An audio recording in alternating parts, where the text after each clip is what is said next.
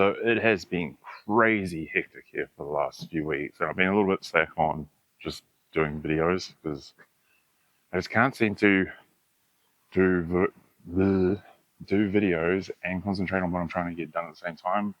One or the other slips. Either I do videos with getting all the footage and the B-rolls, but then I fall behind on my task, so I stick to the task and I just forget about B-roll, and it ends up being an average video, which most of them are anyway. But for the last couple of weeks, we've been getting stuck in with bringing everything in place to do this market kind of thing. Our business loan got approved, and we have been acquiring all the equipment we need to do the hydroponics, for all the irrigation we're doing, for the recipe I've come up with for my fertilizers, and just everything in between. Got rid of the big orange tree that was over there. Took to it one day with a chainsaw. Realized that with all the gardens I'm putting in place, that orange tree was just starting to cast a shadow over them, which is a shame. It was doing really well after the prune I did a few months back. There was a video for that. And eventually that will be happening to the feed jar as well. And then I got stuck into the eyesore that was this garden shed.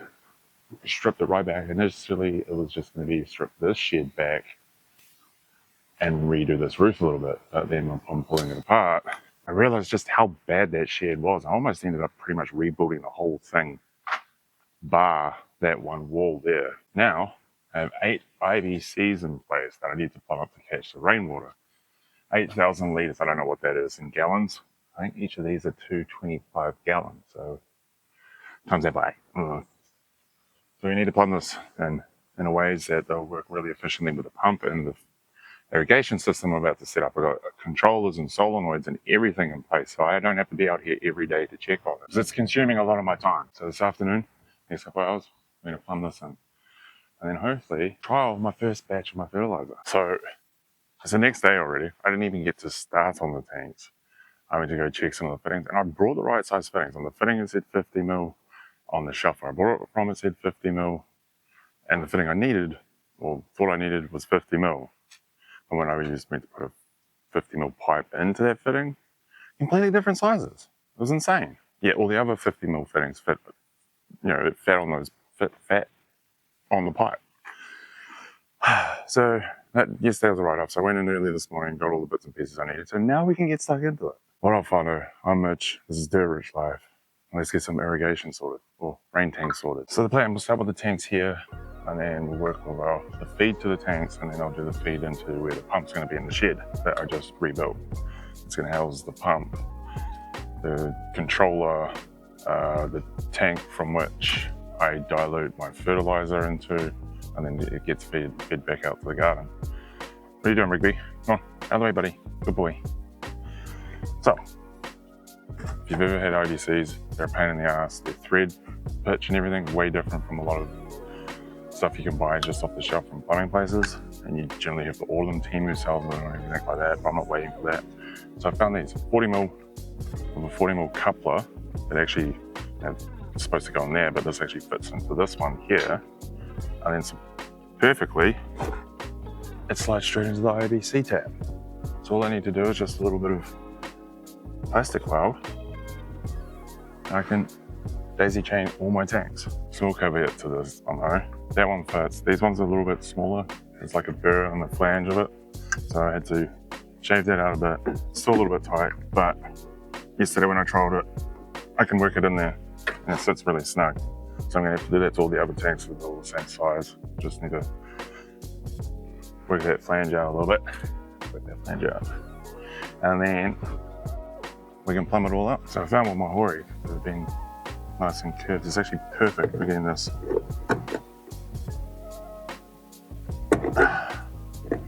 burr and this tap out. And just to make it a little bit, don't hold your knife like that, it's dumb. A little bit wider. Always pays to have a sharp knife too.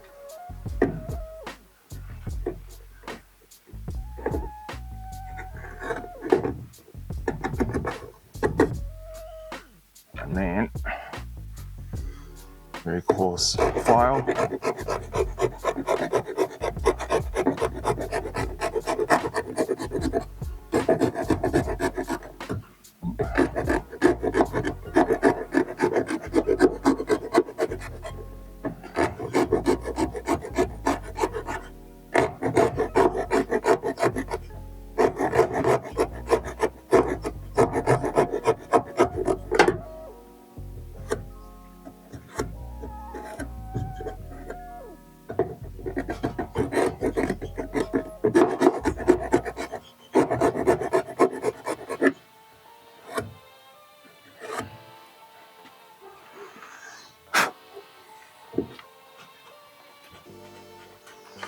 And it goes in.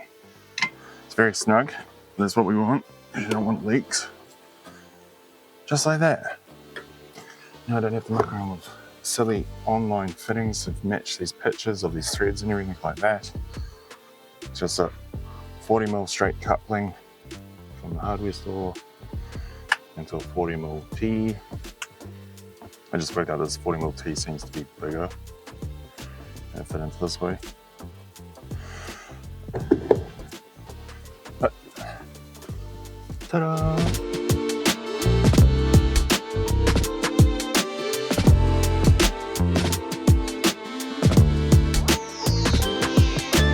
I need to get a taller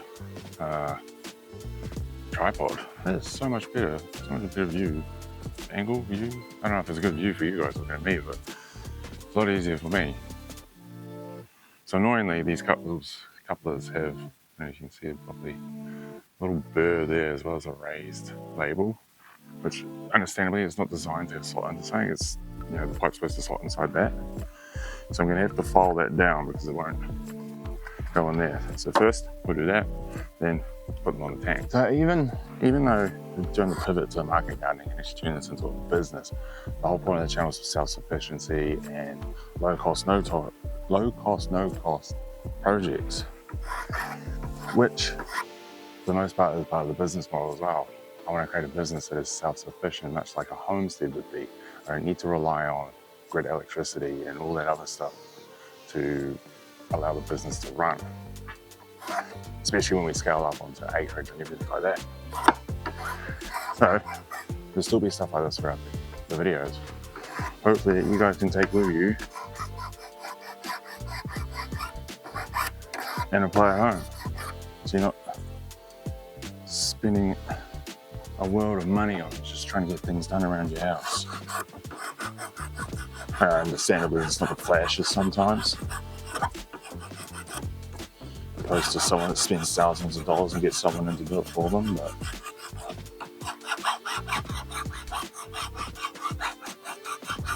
you definitely take way more pride in what's happening around your house when you do it yourself. Okay, first one in, because that's the easy one. Next one's, set that one in.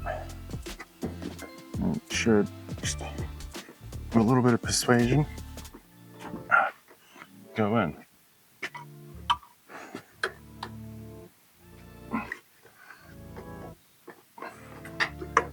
Wonder if I might get my rubber mallet. It might help. We'll see.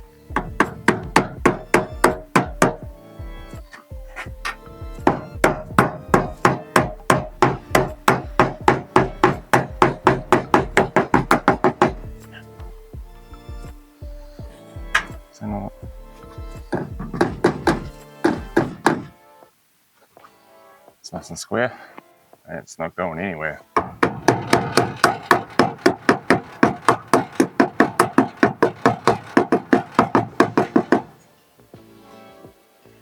Perfect. Perfect. Right. Yeah. Now I just gotta get them to line up nicely. Yeah. What do I do with my thing?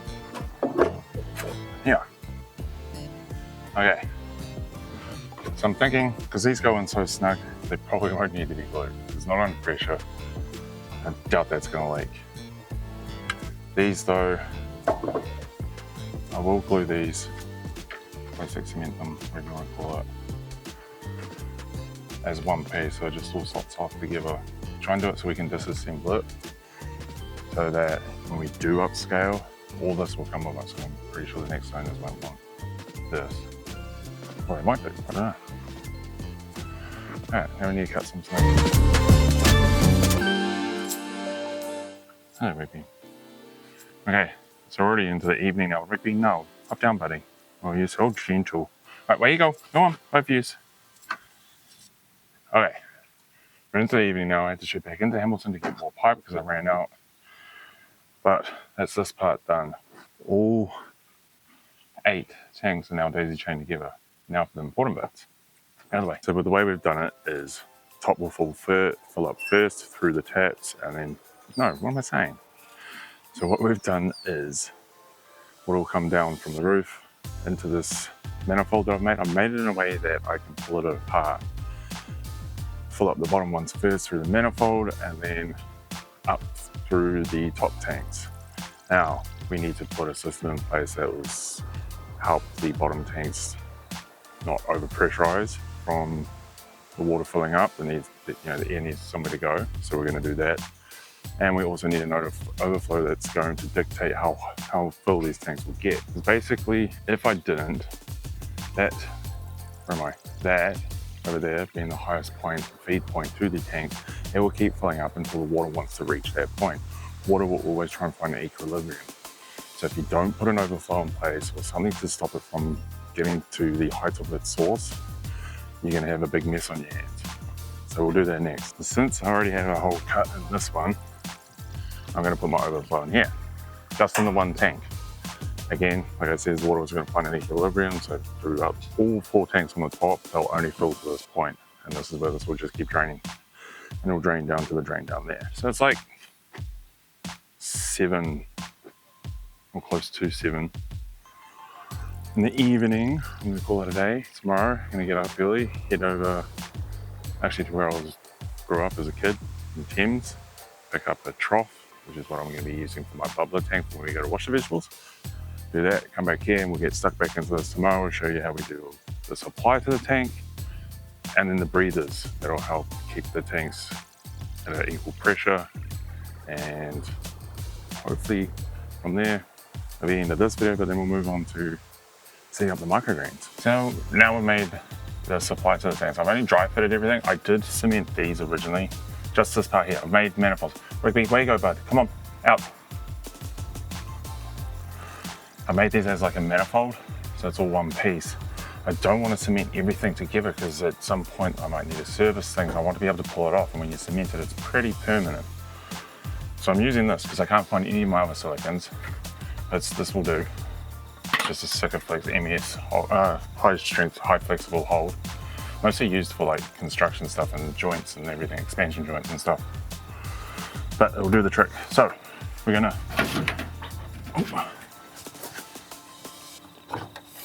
gently pop these out.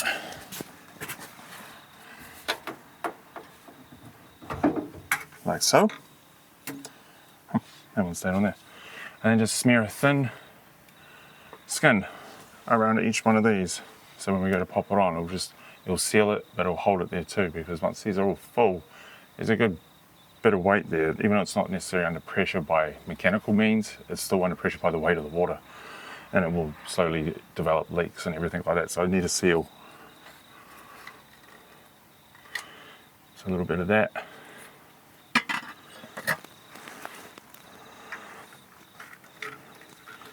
I'm doing it so that when I slide these on, it's going to push it away from this piece here. Whereas if I put it in there and then push this in, it's going to push that silicon in there, and then there's going to be silicon inside these tubes. If the piece breaks off, it's going into the pump. So we put it on this outside piece, so when we push on, it's going to push it away from the join, but still create a seal.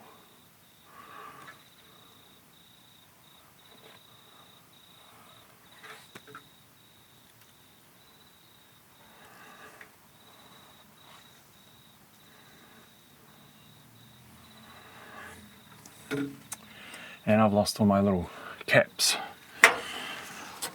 I had a heap of them. I'm pretty sure Valen's found them. So we're doing it by finger. So I've gone through and sealed up all our bits and pieces so far. And then I put an elbow inside the tank and here going up, because where this is at the 900 litre mark. You add that up over 4 tanks, I've lost 400 litres, a little bit more actually, because the 1,000 litre mark isn't even at the top of these things. But with the elbow acting as a bit of a snorkel, it's now risen the level at which the overflow can work at, and the whole total volume of the tanks can be filled to. I've also gone through and unscrewed the tops of all the top 4 tanks to crack a seal, so that when they fill up, they can breathe and empty.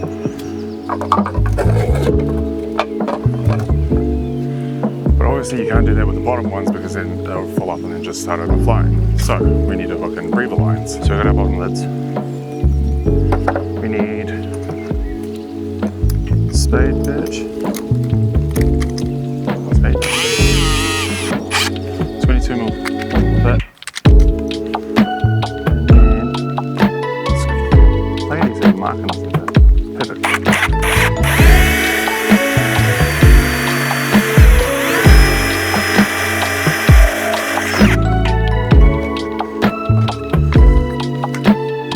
Nice little hole.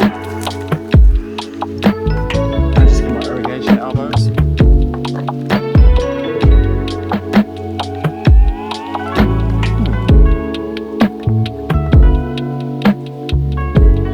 And then we seal it. I'm thinking I could go a slightly small hole actually. But that's the idea. Put this in here, we'll seal it in there. So it's like that. And then I can run a beaver line. And then goes along the tank and then up higher than the tanks that are sitting at too high. That'll allow the bottom tanks to breathe without overflowing themselves. As long as this breather line sits higher than your overflow on the top tanks, you won't have any issues. You won't have any pressurizing issues either. So when you do this 4 times over, and then that's that part sorted, I then have to sort out the bits that go into